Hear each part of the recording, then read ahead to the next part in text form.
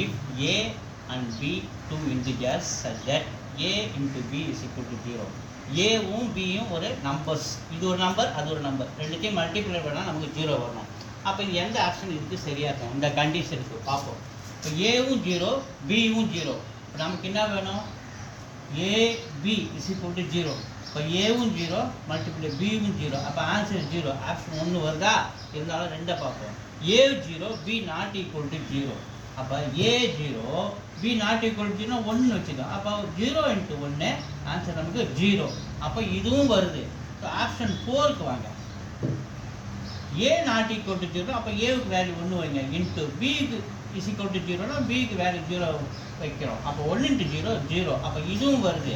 ஆனால் ஆப்ஷன் 3 பாருங்க, இது மூணுமே இதில் வருது பாருங்க.